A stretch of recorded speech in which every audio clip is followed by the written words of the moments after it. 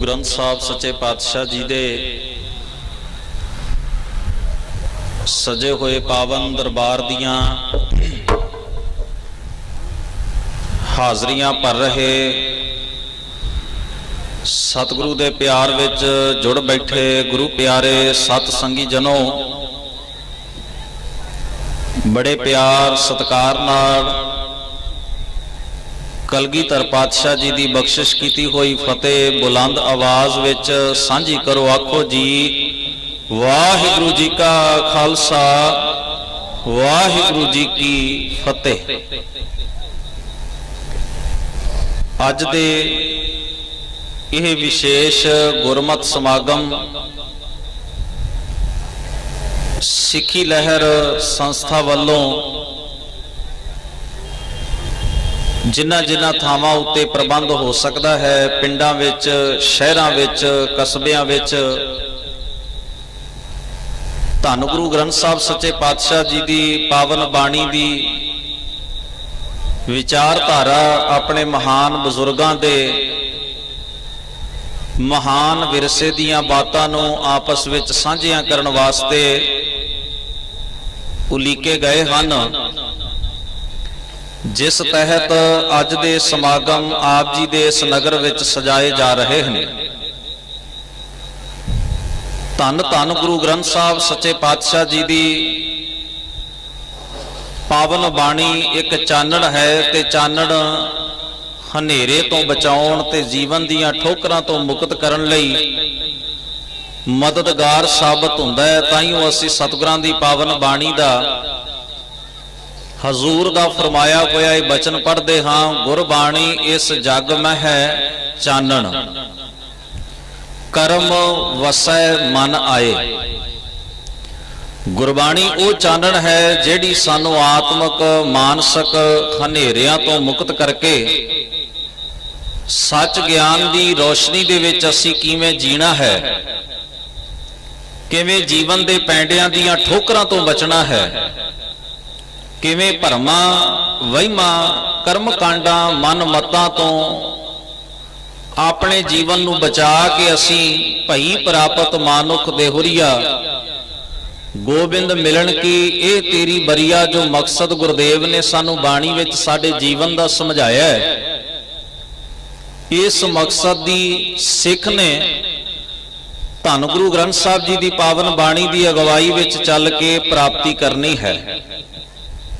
पर गुरु साहब सानू बाणी दे विच सुचेत करते ने, दरिया वगदा होवे नदी वगदी होवे तां सियाणे लोग क्या करते सन कि दरिया दे ऐन कंढे उत्ते नहीं तुरना, नदी दे कंढे उत्ते नहीं तुरना, क्योंकि किनारे कच्चे हुंदे सन। क्योंकि पानी जदों चलदा है तां थल्लियों मिट्टी नूं खोर खोर के वो मिट्टी नूं किनारे नूं कंढे नूं ढाह ला के अगे तुरदा है। कई बार सहज सुभावक दरिया के कंढे ते तुरन वाला, नदी के कंढे ते तुरन वाला अपने ध्यान नाल तुरिया जांदा है, पर कंढे दी जिस मिट्टी ते वो पैर रखदा है वो थल्लियों दे पैर निकले हुंदे ने, पानी दे वेग ने, वगदे होए पानी ने उस मिट्टी नूं खोर दिता हुंदा है। ते जे उपरों वजन पै जाए मनुख दे पैर नाल तां कई बार वो मिट्टी दी ढिग, मिट्टी दा ढीला डिग पिया करदा है। उपरों मिट्टी दे डिगण नाल बंदा आप भी चिक्कड़ विच डिग पैंदा है, पानी विच डिग पैंदा है। इहनूं कहिंदे ने दरिया दी लगी होई ढाह।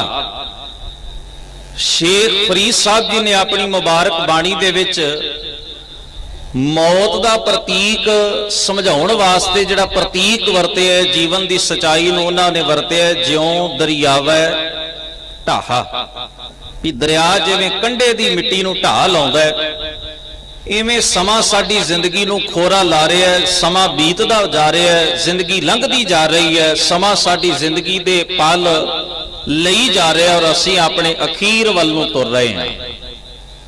उत्थे धन गुरु अर्जन साहब सच्चे पातशाह शहीदां दे सिरताज सतगुरु ने फरमाया, महाराज कहण लगे कुरीए कुरीए वैंदिया, कुरीए कहंदे ने कंढे ते तुरन वाले नूं, हे दरिया दे नदी दे कंढे ते तुरन वालिया तल गाढ़ा महरेर, तल कहते ने कंढा, जिस तल ते जिस जमीन ते तू पैर रख रहे है ना, गाढ़ा मतलब वड्डा, ये जिहड़ा मिट्टी दा ढेला है जिहदे उत्ते तू पैर रखिया होया है, इहदा थल्ला नहीं, इहदा तला नहीं, क्योंकि पानी ने ढा ला के थल्लियों मिट्टी खोर दी है, उपरों तू पैर रख रहे हैं। वेखे, ध्यान रखी, तुरन वालिया जरा अपने पैरों वाल ध्यान रखी, तुरन वालिया जरा ख्याल रखी, तू जेड़े पैंडे ते तुर रहे हैं किते पैंडा तेरे लिए जान लेवा साबित ना हो जाए। आप अक्सर बच्चा जदों घरों निकलदा है तो असीं कहने ना स्कूल जाई बच्चे बड़े ध्यान नाल जाई, राह तो पासे हो के तुरी, कोई चीज आवे ते भज के अगों दी लंघण दी कोशिश ना करी। असीं उहनूं सुचेत करदे हां पैंडे बारे भी बच्चा घर तो स्कूल चलिया किधरे किसी हादसे दा शिकार ना हो जाए। असीं उहनूं पैंडे ते तुरन दी जाच सिखाई। सफर किवें करना है, इहदे लई सरकारां ने नियम बनाए, सियाणे बंदियां ने रल के कि हमेशा अपने खब्बे हत्थ चलो, इधर जाण वाला अपने खब्बे हत्थ चले, उधर आउण वाला अपने खब्बे हत्थ चले, टकरा नहीं होवेगा। सहज सुभाਅ असीं आराम नाल सूत नाल बिना किसी हादसे तो अपना पैंडा तय कर लवांगे। हादसा उदों ही वापरदा है ना जदों बंदा जिहड़े सफर दे नियम ने, सफर दे कानून ने, सफर करन दी मर्यादा जिहड़ी है वो जदों भुल गया, उस वेले जिंदगी विच हादसा वापर जाएगा। हादसियां तो बचाउण वास्ते सियाणे लोकां ने वर्कशापां लाउणीਆਂ शुरू कीतियां भी असीं ना ट्रैफिक दे नियम समझा रहे हैं। कई जगह ते आपने वेखिया होवेगा ट्रैफिक दे नियम समझा रहे हैं, वड्डे वड्डे बोर्ड लिख के ला दिते गए भी तुसीं चलना किवें है, किन्नी स्पीड उत्ते अपनी गड्डी नूं ले जाना है, अगे सज्जे खब्बे मोड़ है, उस जगह दे उत्ते लिख के कई बार लगा हुंदा है भी सज्जे मोड़ है, किते लिखिया हुंदा है हौली चलो अगे पुल कमजोर है, किते लिखिया किसी जगह दे उत्ते लिखण दी लोड़ ना समझ के भी पढ़दा कोई नहीं, ध्यान नहीं देंदा, इस करके सड़क दे उत्ते ब्रेकर बना दिते भी अगे स्कूल है, अगे हस्पताल है, ध्यान रखा जाए कोई बच्चा स्कूल चों काली ना निकलदा होया किसी साधन नाल वहीकल नाल टकरा ना जाए, इस करके ब्रेकर बना दिते भी जेड़ा भी गड्डी वाला लंघेगा वो कम अज कम इथों ते हौली करके लंघेगा ना, हादसा नहीं होवेगा। जदों सफर दी मर्यादा दा ख्याल ना रहे उदों हादसा वापर जांदा है। ये जिंदगी दा सफर इहदी भी एक मर्यादा है। धन गुरु ग्रंथ साहिब महाराज दी बाणी रचन वाले महान पुरखां ने सानू ये सफर किवें करना है इहदी मर्यादा समझा दिती। जदों जदों मनुख ने उस मर्यादा की उलंघना की है जां उस मर्यादा वालों बेध्यानी विखाई है, जिंदगी हादसियां दा शिकार हो गई। जिंदगी दे विच काम ने डेरे लाए, समाज तबाह होया। जिंदगी दे विच क्रोध ने डेरे लाए, समाज तबाह होया। आखिर मर्यादा है ना हर चीज की, कुदरत ने हर चीज की मर्यादा दा बन नूं बन्निया। सिख जदों अमृत वेले जपजी साहब की मुबारक बाणी नूं पढ़दा है उस वेले हजूर दे बोल साडे सामने आउंदे ने, हुक्मी हुक्म चलाए राह। ये संसार की किरत, संसार का विहार एवें बेमुहारा नहीं चला रहा। जिहदा जिहड़े हुकूमत करन वाले जे उन्होंने कानून बनाए ने ना, उन्होंने नियम बनाए ने, आपां अपने घर का नियम बनाया। इस तरह उस अकाल पुरख वाहिगुरू दी ये जिहड़ा जगत है एक कोठड़ी है, उहदा घर है। ये जग सच्चा की है, कोठड़ी सच्चे का वो वखरी गल है। बंदा समझदा नहीं रब किधरे दूर है। असी धर्म स्थान की कंध उत्ते लिख के लाया, किरपा करके इत्थे चुप दा दान बख्शो, इत्थे चुगली ना करो, इत्थे निंदा ना करो, कोई इत्थे नशा ना लेके आओ। पर मेरा दाता ये बात समझाउंदा है, ठीक है जिहड़ा धर्म स्थान है वो साडा स्कूल है, साडी पाठशाला है, उत्ते असीं गुरु कोलों जिंदगी दा सबक लैण वास्ते जाना है। उहदी अपनी मर्यादा है जिसनूं कायम रखना हर जग्यासू दा, हर सत संगी दा, हर धर्म स्थान नाल जुड़े हुए व्यक्ति दा पहला फर्ज बनदा है। पर गुरु सानूं एक होर वड्डी गल समझाउंदा है। वो कहंदे जिहड़े संसार च जिहड़ी दुनिया च तू विचर रहा है ना बंदिया, ये भी मेरे रब दा मंदिर है, ये भी मेरे रब दी धर्मशाल है। राती रुती थिती वार पवन पानी अग्नि पाताल, तिस विच धरती थाप रखी धर्मशाला। गुरु ग्रंथ साहब कहन लग्या जिहड़ी धरती है जिथे तू वस रहे है यह भी रब दी सच्चे दी धर्मशाल है, ये उहदा गुरुद्वारा है, ये उहदा धर्म स्थान है, इहदी भी मर्यादा है। इहदी मर्यादा नूं जे ध्यान विच रखेगा समाज कदे मुसीबतां दे मूंह विच नहीं पएगा। जदों इहदी मर्यादा नूं भुल जाएगा, जदों इहदी मर्यादा वल्लों बेध्यानी करेगा, जदों इस मर्यादा दी उलंघना करेगा, आप भी दुखां नाल भर जाएगा, समाज भी दुखां दे नाल हादसियां दे नाल भर जाएगा। हजूर ने आख्या वेखें ध्यान दे, सफर वल्लों कदे बेध्यानी ना कर।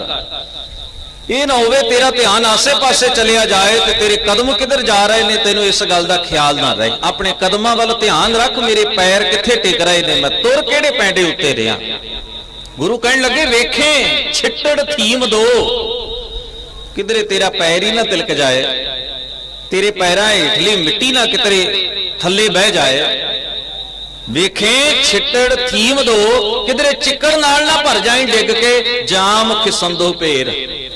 जिन्हां दे पैर खिसक जाण ना, जिन्हां दे पैरां हेठ जमीन निकल जाए, जिन्हां दे पैरां दे हेठली मिट्टी साह सत हीण होई साथ छड़ जाए, बोझ ना चले।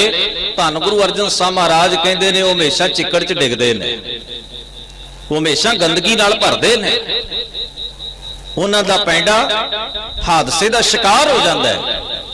उन्हां दे सफर उन्हां नूं मंजिल ते नहीं खड़दे, वो रस्ते विच ही रह जांदे ने, अधवाटे ही रह जांदे ने। मेरे गुरुदेव ने अपनी मुबारक बाणी दे विच ना साडे वास्ते एक मंजिल भी असीं पहुंचना किथे, साडे ना एक मकसद महाराज ने बना दिता है कि मनुख दे जीवन विच सब सुखाली उठिया ये हुआ हलेमी राज जियो। ये मंजिल ये मकसद है मेरे सतगुरां दा जो उन्होंने सानू बख्शिश कीता है ते नाल सुचेत भी कीता है। जिथे तरीका दसे ना भी इस मंजिल ते किवें पहुंचना है, उथे नाल नाल तरीका दसदे सुचेत भी कीता। वेखी इन्हां हादसियां तो बच के रह जाए। मैं कई बार सोचदा कलगीधर साहब धन गुरु गोबिंद सिंह साहब महाराज ने जिथे सानू रहतां दी पाबंदी दे विच रखिया भी रहत सिख दे जीवन दा जरूरी हिस्सा है, उथे नाल कुरैत भी दसी है। कुरैत इस करके दसी है भी सुचेत रही, किसी भी रूप विच कुरैत जिहड़ी है तेरी जिंदगी दा हिस्सा नहीं बननी चाहिए। किधरे तेरा जीवन इस कुरैत दा शिकार नहीं होना चाहिए। इस गल दा ख्याल रखी।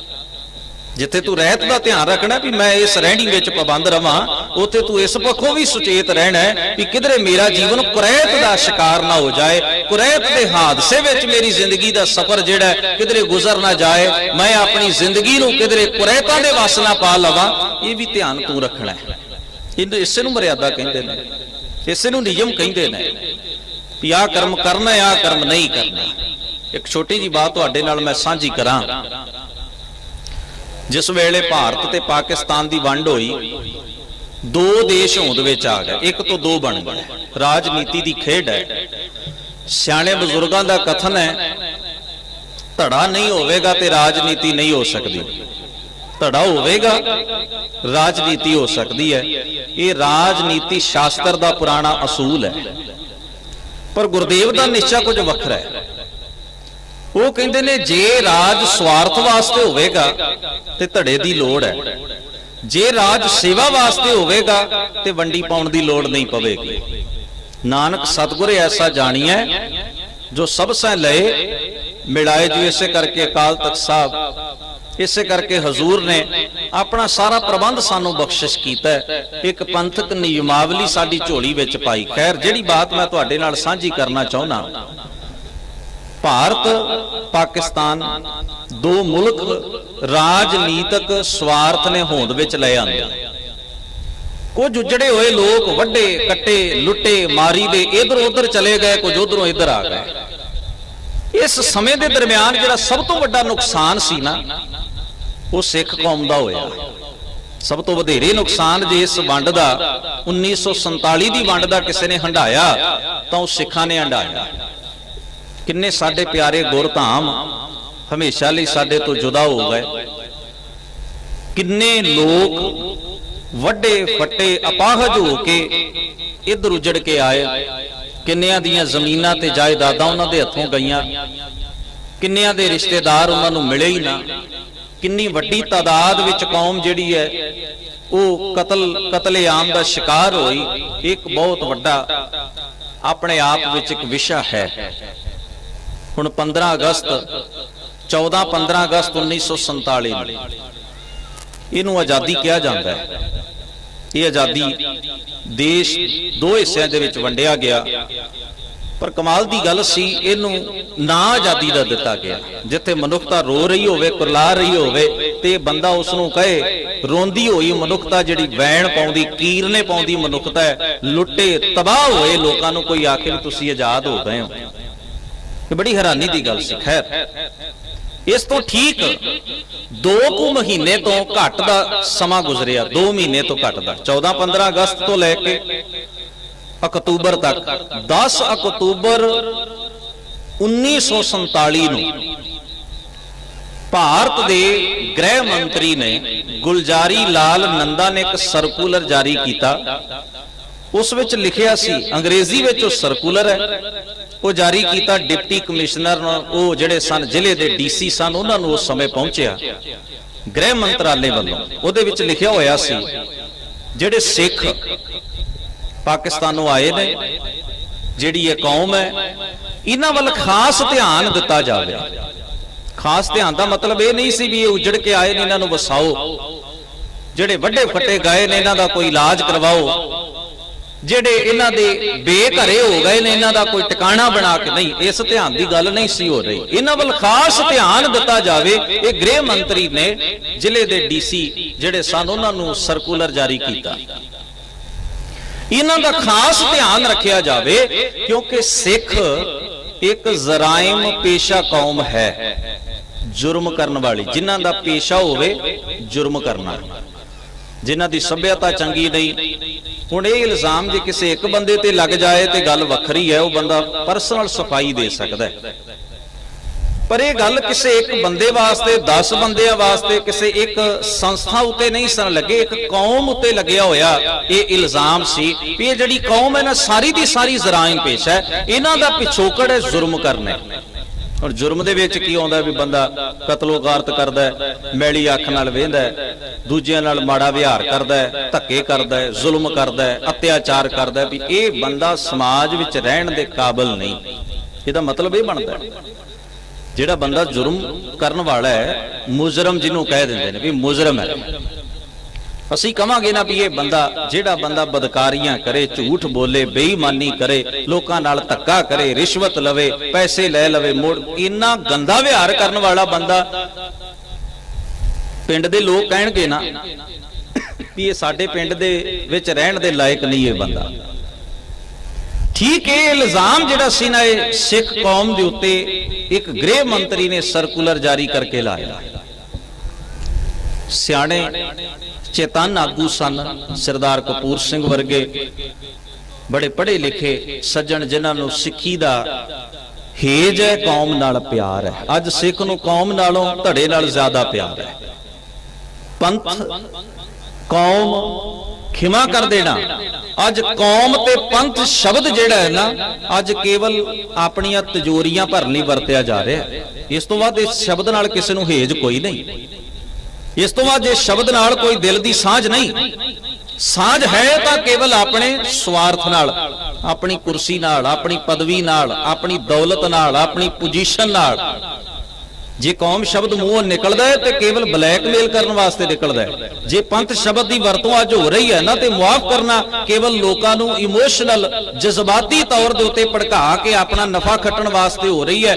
दिलों कोई जज्बाती साझ नहीं है कौम ते पंथ शब्द दे नाल। और मैं तुहाडा ध्यान ले चला शेरे पंजाब महाराजा रणजीत सिंह दा राज, जिसनू शाह मुहम्मद ने लिखिया अपने जंगनामे च, शाह मुहम्मदा जान 50 वर्षां अच्छा रज के राज कमाए गया। वो राज ऐसा सी जिस विच 50 सालां विच किसी आदमी नू फांसी दी मौत दी सजा नहीं सी दिती गई। ये अपने आप विच अज दियां लोकतंत्रक डेमोक्रेटिक सरकारां भी यह सिस्टम पैदा नहीं कर सकियां अजे तक। ये शेरे पंजाब महाराजा रणजीत सिंह ने किया।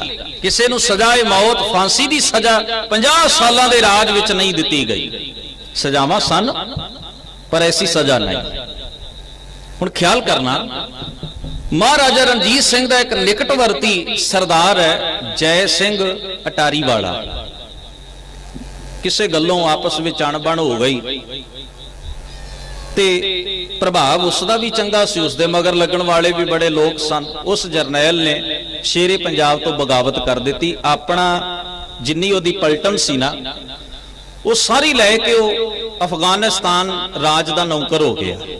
ਇਉਂ ਕਹਿ ਲਓ ਵੀ ਇੱਕ ਚੰਗੇ ਅਫਸਰ ਨੇ, ਇੱਕ ਚੰਗੇ ਜਰਨੈਲ ਨੇ, ਜਿਹੜਾ ਮਹਾਰਾਜਾ ਰਣਜੀਤ ਸਿੰਘ ਦਾ ਨਿਕਟਵਰਤੀ ਹੈ, ਉਸਨੇ ਸ਼ੇਰੇ ਪੰਜਾਬ ਦਾ ਸਾਥ ਛੱਡ ਦਿੱਤਾ। ਕੋਈ ਆਪਸੀ ਮਤਭੇਦ ਪੈ ਗਏ, ਇੱਧਰ ਦੀ ਨੌਕਰੀ ਛੱਡ ਕੇ ਉਹ ਕਾਬਲ ਦੀ ਨੌਕਰੀ ਕਰਨ ਲੱਗ ਪਿਆ। ਹੁਣ ਕਾਬਲ ਵਾਲਿਆਂ ਨੇ ਵੇਖਿਆ, ਅਮੀਰ ਮੁਹੰਮਦ ਨੇ, ਦੋਸਤ ਅਮੀਰ ਮੁਹੰਮਦ ਨੇ, ਉਸਨੇ ਵੇਖਿਆ ਵੀ ਜੇ ਮਹਾਰਾਜਾ ਰਣਜੀਤ ਸਿੰਘ ਨਾਲੋਂ ਟੁੱਟਿਆ ਹੋਇਆ ਉਸਦਾ ਇੱਕ ਨਿਕਟਵਰਤੀ ਜੈ ਸਿੰਘ ਅਟਾਰੀ ਵਾਲਾ, ਇੱਕ ਸਿਰ ਕੱਢ ਸਰਦਾਰ ਜਿਸ ਦੇ ਮਗਰ ਸਿਪਾਹ ਸਲਾਰ ਨੇ, ਸੂਰਮੇ ਨੇ, ਸਿਪਾਹੀ ਨੇ, ਸਿੱਖਿਆ ਹਾਸਲ ਕਰ ਚੁੱਕੇ, ਉਹ ਜੇ ਮੇਰੇ ਖੇਮੇ ਵਿੱਚ ਆਉਂਦਾ ਹੈ ਮੇਰਾ ਪਾਸਾ ਭਾਰੀ ਹੁੰਦਾ ਹੈ। ਉਸਨੇ ਚੰਗੀ ਪੋਜੀਸ਼ਨ ਦਿੱਤੀ, ਇਹ ਹੱਕ ਦਿੱਤਾ ਜੈ ਸਿੰਘ ਅਟਾਰੀ ਵਾਲੇ ਨੂੰ। ਜਦੋਂ ਸਰਦਾਰ ਜੈ ਸਿੰਘ ਅਟਾਰੀ ਵਾਲਾ ਕਾਬਲ ਦੇ ਬਾਦਸ਼ਾਹ ਦੇ ਦਰਬਾਰ ਵਿੱਚ ਆਏ, ਉਸ ਨੂੰ ਦਰਬਾਰੀਆਂ ਵਾਂਗ ਸਤਿਕਾਰ ਨਾਲ ਬਿਠਾਇਆ ਜਾਏ। ਰਾਜਨੀਤੀ ਕਹਿੰਦੀ ਹੈ ਨਾ, ਦੁਸ਼ਮਣ ਦਾ ਦੁਸ਼ਮਣ ਦੋਸਤ ਹੁੰਦਾ ਹੈ। ਕਾਬਲ ਦਰਬਾਰ ਨੇ, ਕਾਬਲ ਦੀ ਸਰਕਾਰ ਨੇ ਨੀਤੀ ਵਰਤੀ, ਜੈ ਸਿੰਘ ਨੂੰ ਪੂਰਾ ਮਾਣ ਦਿੱਤਾ ਜਾਏ। ਹੁਣ ਕਮਾਲ ਦੀ ਗੱਲ ਹੈ, ਦੋਵਾਂ ਦੇਸ਼ਾਂ ਦੀਆਂ ਹੱਦਾਂ ਦੇ ਉੱਤੇ ਇੱਕ ਪਾਸੇ ਸਰਦਾਰ ਨਲੂਆ, ਹਰੀ ਸਿੰਘ ਨਲੂਆ ਜਮਰੌਦ ਦੇ ਕਿਲੇ ਵਿੱਚ ਬੈਠਾ ਹੋਇਆ, ਉਹ ਥੰਮ ਹੈ, ਉਹ ਵੱਡੀ ਕੰਧ ਹੈ। ਕਾਬਲ ਨੂੰ ਪੰਜਾਬ ਦੀ ਧਰਤੀ ਤੇ ਪੈਰ ਰੱਖਣ ਵਾਸਤੇ ਸਰਦਾਰ ਨਲੂਏ ਨਾਲ ਮੱਥਾ ਲਾਉਣਾ ਪੈਂਦਾ ਹੈ। ਦੋਵਾਂ ਦੇਸ਼ਾਂ ਦੀਆਂ ਇਸ ਤਰ੍ਹਾਂ ਹੱਦਾਂ ਮਿੱਥੀਆਂ ਗਈਆਂ ਨੇ। ਏਡਾ ਵੱਡਾ ਪੰਜਾਬ ਦੁਨੀਆ ਦੇ ਇਤਿਹਾਸ ਵਿੱਚ ਕਦੇ ਨਹੀਂ ਬਣਿਆ ਸੀ ਜਿੰਨਾ ਸ਼ੇਰੇ ਪੰਜਾਬ ਮਹਾਰਾਜਾ ਰਣਜੀਤ ਸਿੰਘ ਦੇ ਰਾਜ ਵਿੱਚ ਪੰਜਾਬ ਦੀ ਜਿਹੜਾ ਰਕਬਾ ਹੈ ਉਹ ਵੱਡਾ ਹੈ। ਖੈਰ, ਜੈ ਸਿੰਘ ਅਟਾਰੀ ਵਾਲਾ ਕਾਬਲ ਦਰਬਾਰ ਦਾ ਨੌਕਰ ਹੈ। ਸਰਦਾਰ ਹਰੀ ਸਿੰਘ ਨਲੂਆ ਜਮਰੌਦ ਦੇ ਕਿਲੇ ਵਿੱਚ ਕੰਧ ਬਣ ਕੇ, ਫਸੀਲ ਬਣ ਕੇ ਖੜਾ ਹੈ। ਖਾਲਸਾ ਰਾਜ ਦੀਆਂ ਹੱਦਾਂ ਵਿੱਚ ਕਿਸੇ ਅਫਗਾਨੀ ਦਾ ਪੈਰ ਨਹੀਂ ਪੈ ਸਕਦਾ। ਇਹ ਉਹ ਅਫਗਾਨੀ ਨੇ ਜਿੱਥੇ ਭੇਡਾਂ ਚਾਰਨ ਵਾਲੇ ਲੋਕ ਸ਼ਾਮ ਨੂੰ ਬਹਿ ਕੇ ਮੁੰਡੇ ਗੱਲਾਂ ਕਰਿਆ ਕਰਦੇ ਸਨ ਪਿੰਡ ਦੀ ਸੱਥ ਵਿੱਚ। ਜਿਵੇਂ ਦਿਨੇ ਕੋਈ ਮੱਝਾਂ ਚਾਰੇ, ਕੋਈ ਪੱਠੇ ਵੱਡੇ, ਕੋਈ ਸਕੂਲ ਜਾਏ, ਤੇ ਸ਼ਾਮ ਨੂੰ ਮੁੰਡੇ ਪਿੰਡ ਦੇ ਇਕੱਠੇ ਹੋ ਕੇ ਕਿਸੇ ਸੱਥ ਵਿੱਚ ਬਹਿ ਕੇ ਗੱਲ ਕਰਨ ਨੂੰ ਸੁਣੀਦਾ। ਇੱਧਰ ਇੱਕ ਮੁਲਕ ਹੈ, ਉਸ ਮੁਲਕ ਦੇ ਧਰਮ ਅਸਥਾਨਾਂ ਦੀਆਂ ਕੰਧਾਂ ਤੇ ਸੋਨਾ ਲੱਗਾ ਹੈ। ਉਸ ਮੁਲਕ ਦੇ ਧਰਮ ਅਸਥਾਨਾਂ ਦੀਆਂ ਕੰਧਾਂ ਦੇ ਉੱਤੇ ਹੀਰੇ ਜੜੇ ਨੇ। ਉੱਥੇ ਜਿਹੜੇ ਬੁੱਤ ਪੂਜੇ ਜਾਂਦੇ ਨੇ ਉਹਨਾਂ ਨੂੰ ਸੋਨੇ ਦੇ ਗਹਿਣਿਆਂ ਨਾਲ ਸ਼ਿੰਗਾਰਿਆ ਗਿਆ। ਸੁਣੀਦਾ ਉਹਨਾਂ ਮੰਦਰਾਂ ਵਿੱਚ 36 ਪ੍ਰਕਾਰ ਦੇ ਪਕਵਾਨ ਪਏ ਹੋਏ ਨੇ। ਇੰਨੀ ਦੌਲਤ ਉਹਨਾਂ ਲੋਕਾਂ ਦੇ ਧਰਮ ਅਸਥਾਨਾਂ ਦੇ ਉੱਤੇ ਭਰੀ ਪਈ ਹੈ। ਇਹ ਗੱਲਾਂ ਪਤਾ ਕੌਣ ਕਰਦਾ ਹੈ? ਭੇਡਾਂ ਚਾਰਨ ਵਾਲਾ ਨਾਦਰ ਸ਼ਾਹ ਆਪਣੇ ਸਾਥੀਆਂ ਨਾਲ ਗੱਲਾਂ ਕਰਦਾ ਹੈ। ਦਿਲ ਵਿੱਚ ਗੱਲ ਰੱਖੀ ਉਸਨੇ, ਜਦੋਂ ਮੇਰੇ ਕੋਲ ਸਮਰੱਥਾ ਆਏਗੀ ਮੈਂ ਉਸ ਮੁਲਕ ਨੂੰ ਜ਼ਰੂਰ ਵੇਖਾਂਗਾ। ਕਾਬਲ ਤੋਂ ਐਸੀਆਂ ਕਾਂਗਾਂ ਚੜ੍ਹਦੀਆਂ ਸਨ, ਪਰ ਅੱਜ ਸਰਦਾਰ ਹਰੀ ਸਿੰਘ ਨਲੂਆ ਉਸ ਜਗ੍ਹਾ ਦੇ ਉੱਤੇ ਖੜਾ ਹੈ। ਤੁਸੀਂ ਕਦੇ ਵੇਖਣਾ, ਅੱਜ ਪਾਕਿਸਤਾਨ ਮਿਜ਼ਾਈਲਾਂ ਬਣਾਉਂਦਾ ਹੈ, ਪਤਾ ਉਹਦਾ ਨਾਂ ਕੀ ਰੱਖਦਾ ਹੈ? ਗਜਨੀ। ਗਜਨੀ ਉਹਨੂੰ ਪਤਾ ਹੈ ਭਾਰਤ ਦੇ ਲੋਕਾਂ ਲਈ ਗਜਨੀ ਸ਼ਬਦ ਇੱਕ ਐਸਾ ਸ਼ਬਦ ਹੈ ਜਿਹੜਾ ਇਹਨਾਂ ਦੀ ਹੋਣੀ ਚੇਤੇ ਕਰਾਉਂਦਾ ਹੈ। ਕਿਉਂਕਿ ਭਾਰਤ ਦੀ ਇੱਜ਼ਤ ਗਜਨੀ ਵਿੱਚ ਨਿਲਾਮ ਹੁੰਦੀ ਰਹੀ। ਉਹ ਆਪਣੀ ਮਿਜ਼ਾਈਲ ਦਾ ਨਾਂ ਰੱਖਦਾ ਹੈ ਗਜਨੀ। ਉਹ ਆਪਣੀ ਮਿਜ਼ਾਈਲ ਜਿਹੜੀ ਨਵੀਂ ਤਿਆਰ ਕਰਦਾ ਹੈ ਉਸ ਦਾ ਨਾਂ ਲਿਖਦਾ ਹੈ ਦੁਰਾਨੀ। ਉਸ ਨੂੰ ਪਤਾ ਹੈ ਜਦੋਂ ਅਹਿਮਦ ਸ਼ਾਹ ਦੁਰਾਨੀ ਨੇ ਭਾਰਤ ਉੱਤੇ ਹਮਲਾ ਕੀਤਾ ਕਿਵੇਂ ਦਿੱਲੀ ਤੱਕ ਉਹ ਬੇਰੋਕ ਚਲਿਆ ਗਿਆ। ਜਦੋਂ ਭਾਰਤ ਵਾਲੇ ਆਪਣੀਆਂ ਮਿਜ਼ਾਈਲਾਂ ਬਣਾਉਂਦੇ ਨੇ, ਰੱਖਦੇ ਨੇ ਅਗਨੀ, ਵਾਯੂ, ਇਹ ਨਾਂ ਰੱਖੇ ਜਾਂਦੇ ਨੇ ਮਿਜ਼ਾਈਲਾਂ ਦੇ। ਇਹਦਾ ਇੱਕੋ ਹੀ ਤੋੜ ਸੀ, ਜੇ ਇਧਰ ਦੀ ਮਿਜ਼ਾਈਲ ਦਾ ਨਾਂ ਰੱਖਿਆ ਜਾਂਦਾ ਅਕਾਲੀ ਫੂਲਾ ਸਿੰਘ, ਇਧਰ ਦੀ ਮਿਜ਼ਾਈਲ ਦਾ ਨਾਂ ਰੱਖਿਆ ਜਾਂਦਾ ਨਲੂਆ। ਇੱਕੋ ਹੀ ਜਵਾਬ ਸੀ ਇਸ ਗੱਲ ਦਾ, ਹੋਰ ਕੋਈ ਜਵਾਬ ਨਹੀਂ ਸੀ। ਪਰ ਖੈਰ, ਇਹ ਸਭਿਅਤਾ ਦੇ ਫਰਕ ਹੁੰਦੇ ਨੇ, ਇਹ ਕਲਚਰ ਦਾ ਫਰਕ ਹੈ। ਉਹਨਾਂ ਨੂੰ ਪਤਾ ਹੈ ਉਹ ਕਿਹੜੇ ਲੋਕ ਨੇ ਸਾਡੇ ਕਲਚਰ ਦੇ ਜਿਨ੍ਹਾਂ ਦਾ ਨਾਂ ਹੀ ਸਭ ਤੋਂ ਵੱਡੀ ਗੱਲ ਹੈ, ਤੇ ਇਧਰ ਦਾ ਕਲਚਰ ਕੁਝ ਐਸਾ ਹੈ। ਇੱਥੇ ਗੁਲਾਮੀ ਖੂਨ ਵਿੱਚ ਰਚੀ ਹੋਈ ਹੈ। ਇਹਨਾਂ ਬਹਾਦਰਾਂ ਦੇ ਕੋਈ ਨਾਮ ਨਹੀਂ ਲੈਣਾ ਚਾਹੁੰਦਾ ਕਿਉਂਕਿ ਉਹ ਸਿੱਖ ਨੇ, ਕਿਉਂਕਿ ਉਹ ਸਿੱਖ ਨੇ। ਤੇ ਸਿੱਖ ਨੂੰ ਕਦੇ ਵੀ ਅੱਗੇ ਨਹੀਂ ਰੱਖਿਆ ਜਾ ਸਕਦਾ। ਇਹ ਸ਼ੁਰੂ ਤੋਂ ਇੱਕ ਦਸਤੂਰ ਚੱਲਿਆ ਆ ਰਿਹਾ ਇਸ ਦੇਸ਼ ਦੇ ਅੰਦਰ। ਖੈਰ, ਜਿਹੜੀ ਮੈਂ ਬਾਤ ਸਾਂਝੀ ਕਰਨਾ ਚਾਹੁੰਦਾ, ਕਾਬਲ ਦੇ ਦਰਬਾਰ ਵਿੱਚ ਇੱਕ ਦਿਨ ਜੈ ਸਿੰਘ ਅਟਾਰੀ ਵਾਲਾ ਬੈਠਾ ਹੋਇਆ। ਨਿੱਕੀਆਂ ਮੋਟੀਆਂ ਝੜਪਾਂ ਅਕਸਰ ਹੀ ਦੋ ਦੇਸ਼ਾਂ ਦੀਆਂ ਫੌਜਾਂ ਦੇ ਵਿੱਚ ਫੌਜੀ ਟੁਕੜੀਆਂ 'ਚ ਚੱਲਦੀ ਰਹਿੰਦੀ ਹੈ। ਕਾਬਲ ਦੇ ਦਰਬਾਰ ਵਿੱਚ ਬਾਦਸ਼ਾਹ ਦਾ ਦਰਬਾਰ ਲੱਗਾ ਹੈ, ਸਾਰੇ ਵਜ਼ੀਰ ਆਲਾ ਜਰਨੈਲ ਬੈਠੇ ਨੇ। ਇਜਾਜ਼ਤ ਮੰਗੀ ਗਈ ਪਿਸ਼ਾਵਰ ਦੇ ਇਲਾਕੇ ਦੇ ਵਿੱਚੋਂ ਗੈਰ ਮੁਲਕ ਦੇ ਸਿਪਾਹੀਆਂ ਦੇ ਸਿਰ ਕਲਮ ਕਰਕੇ ਕਮਾਂਡਰ ਨੇ ਪੇਸ਼ ਕੀਤੇ। ਇਹ ਸਿਰ ਸਨ ਕੁਝ ਕੁ ਸਿੱਖਾਂ ਦੇ, ਕੁਝ ਸਿੱਖਾਂ ਦੇ ਸਿਰ ਕੱਟੇ ਹੋਏ ਕਾਬਲ ਦੇ ਦਰਬਾਰ ਵਿੱਚ ਪੇਸ਼ ਕੀਤੇ ਗਏ। ਔਰ ਕਮਾਲ ਦੀ ਗੱਲ ਸੀ, ਜਿਸ ਵੇਲੇ ਇਹ ਸਿਰ ਪੇਸ਼ ਕੀਤੇ ਗਏ ਕਾਬਲ ਦੇ ਦਰਬਾਰ ਵਿੱਚ, ਉਸ ਦਰਬਾਰ ਵਿੱਚ ਜੈ ਸਿੰਘ ਅਟਾਰੀ ਵਾਲਾ ਸਰਦਾਰ ਕੁਰਸੀ ਦੇ ਉੱਤੇ ਬੈਠਾ ਹੋਇਆ ਹੈ। ਉਹਨੇ ਆਪਣੀਆਂ ਅੱਖਾਂ ਨਾਲ ਵੇਖਿਆ, ਉਹਦੀਆਂ ਅੱਖਾਂ 'ਚ ਅਥਰੂ ਆ ਗਏ। ਉਹ ਚੁੱਪ ਕੀਤਾ ਹੋਇਆ ਉੱਠਿਆ, ਸਿੱਧਾ ਜਮਰੌਦ ਪਹੁੰਚਿਆ। ਉਸਨੇ ਹਰੀ ਸਿੰਘ ਨਲੂਏ ਦੇ ਕੋਲ ਆ ਕੇ ਆਪ ਗੁਹਾਰ ਲਾਈ। ਕਹਿਣ ਲੱਗਿਆ, ਸਰਦਾਰ ਨਲੂਆ, ਮੇਰੀ ਇੱਕ ਬੇਨਤੀ ਹੈ। ਮੇਰੀ ਸ਼ੇਰੇ ਪੰਜਾਬ ਮਹਾਰਾਜਾ ਰਣਜੀਤ ਸਿੰਘ ਨਾਲ ਬੜੇ ਡੂੰਘੇ ਮਤਭੇਦ ਨੇ, ਔਰ ਗਲਤੀ ਇਹਦੇ ਵਿੱਚ ਮੇਰੀ ਨਹੀਂ, ਸ਼ੇਰੇ ਪੰਜਾਬ ਮਹਾਰਾਜਾ ਰਣਜੀਤ ਸਿੰਘ ਦੀ ਹੈ। ਪਰ ਅੱਜ ਜਿਹੜਾ ਮੈਂ ਮੰਜ਼ਰ, ਜਿਹੜਾ ਮੈਂ ਮਾਹੌਲ ਵੇਖਿਆ ਨਾ, ਗਲਤੀ ਭਾਵੇਂ ਸ਼ੇਰੇ ਪੰਜਾਬ ਦੀ ਹੈ, ਮਾਫੀ ਮੈਂ ਮੰਗਾਂਗਾ। ਉਹਨੂੰ ਪੁੱਛਿਆ, ਕਿਹੜੀ ਗੱਲੋਂ? ਜੇ ਗਲਤੀ ਉਹਦੀ, ਮਾਫੀ ਤੂੰ ਕਿਉਂ ਮੰਗੇਗਾ? ਕਹਿਣ ਲੱਗਾ, ਜਿਹੜੀ ਚੀਜ਼ ਮੈਂ ਅੱਜ ਆਪਣੀਆਂ ਅੱਖਾਂ ਨਾਲ ਵੇਖੀ ਹੈ ਨਾ, ਕੋਈ ਗੁਰੂ ਦਾ ਸਿਦਕਵਾਨ ਸਿੱਖ, ਕੋਈ ਪੰਥ ਨੂੰ, ਕੌਮ ਨੂੰ ਪਿਆਰ ਕਰਨ ਵਾਲਾ ਸਿੱਖ ਆਪਣੀ ਅੱਖ ਨਾਲ ਵੇਖ ਨਹੀਂ ਸਕਦਾ। ਮੈਂ ਦਰਬਾਰ ਵਿੱਚ